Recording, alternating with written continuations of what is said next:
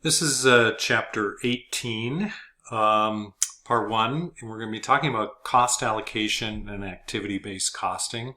and essentially what we've done is we've started the chapter off. We've talked about some of the principles of managerial accounting and how costing takes place in a manufacturing environment, how costs flow through the various inventory accounts into cost of goods sold. And then we talked about two different cost accounting systems. One would be a job cost system. One would be a process costing system. And so we kind of learned how those costs flow together, and we kind of made a distinction between our product costs in terms of direct materials, direct labor, and factory overhead as the three different product costs that will eventually become part of our inventory costs and then eventually become part of cost of goods sold. In this chapter, we're going to take really a closer look at factory overhead and how factory overhead can be allocated to products in a couple different ways that try to attempt to get a better allocation of factory overhead based upon the resources that those products are using in the factory. So we're going to start off with, again, the concept of product costing, this idea that our direct material, direct labor, and factory overhead costs, all the costs really at the factory are being included as part of the cost of the product. And really, we're going to kind of focus in this chapter on the factory overhead cost allocation, how that becomes part of the product cost. And if we think back kind of at some of our definitions and some of our previous work in the chapters before this, remember that direct materials and direct labor are costs that are specifically traceable to products. So if we have product 1, product 2, and we have some direct material costs, we know how much of those direct material costs are going into product 1 and how much are going into product 2. Same thing with direct labor. We're keeping track of the line workers' time, how much time is spent on product 1, and how much time is spent on product 2. So there's not really an issue in terms of how those costs make it into those product costs because they're direct, and by definition we're able to trace those directly into those product costs, so into those specific products.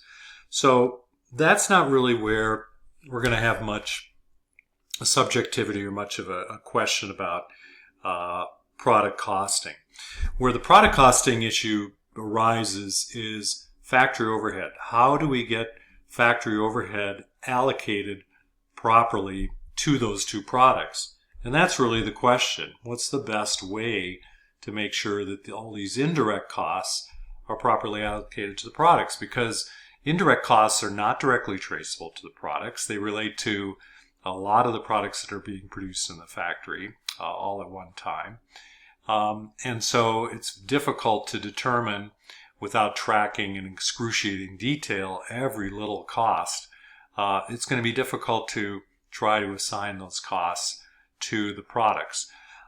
There are three ways that are three different methods that are used, going from easier to more difficult, but also going from less precise to more precise. And the first is to just use a single plant-wide factory overhead rate.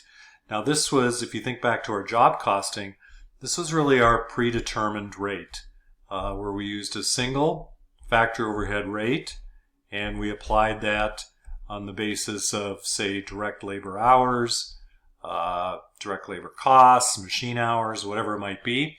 But that was a single rate that was used for the entire factory, that was applied then to all of the jobs, and we arrived at the cost of the product that way. Another way of doing it is where we have a multi-step process or even different jobs that go through different departments using different processes where we've got costs, factory overhead costs associated with different departments, and those costs might fluctuate significantly between departments, and in fact products might use more of certain departments' resources than others, and that may vary between products. And so we might use a multi-department rate where each department has its separate factory overhead rate, and to the extent that products use those department resources, they're going to get assigned overhead based upon the amount of department resources that they use. For instance, they use a lot of the assembly department resources. They're going to get a lot of overhead from the assembly department. They use a lot of the welding department resources. They're going to get a lot of factory overhead from the welding department. They require a lot of inspection. They're going to be assigned a lot of overhead that relates to inspection, and therefore, and so on and so forth. So different departments, multi-department rate. Probably the most recent sort of development has been a further breakdown, which is to actually look at various activities that are being performed in the factory and create an activity rate for each one of those activities based upon the factory overhead cost associated with that activity. And then every time a product uses that activity, it's assigned factory overhead based upon that rate. So it basically assigns factory overhead based upon the amount of activities that product uses in the factory, each of which has a certain activity rate that factory overhead is allocated based on. So let's take a look at each one of those individually. We'll take a look at a couple examples. So let's take a look at the first method, and that is the single plant-wide rate. And remember, this is our predetermined rate. And so if you remember that, what we're going to do is we're going to have our estimated or budgeted annual factory overhead divided by our estimated annual activity base.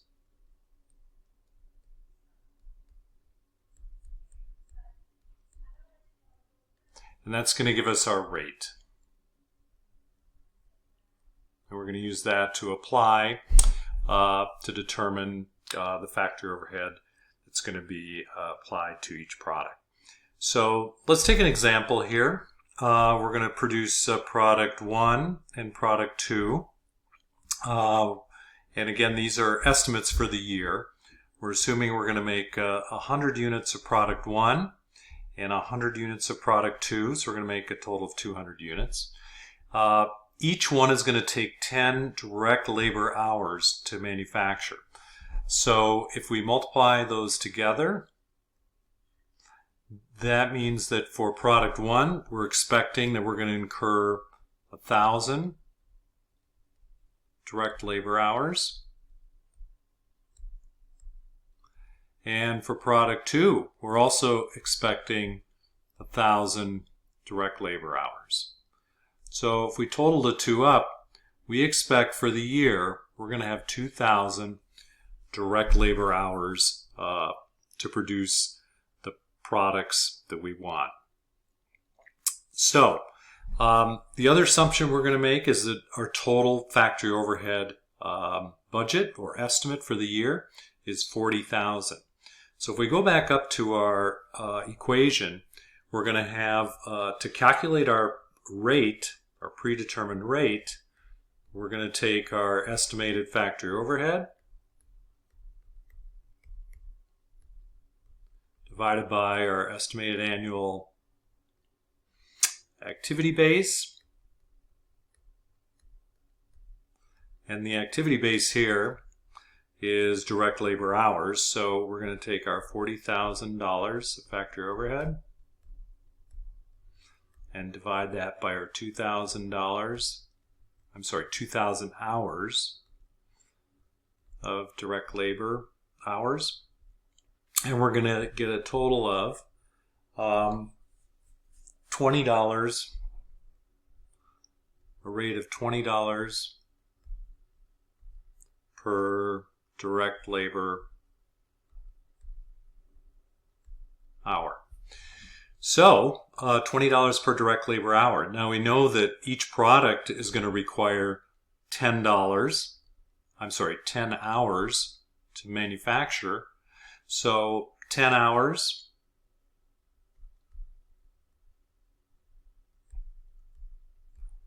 that means each product is going to get a total of $200 of factory overhead. So product 1 is going to get $200 per unit, and product 2 is going to get $200 a unit. So that's our total factory overhead per unit for product 1. For product 2, turns out they're both $200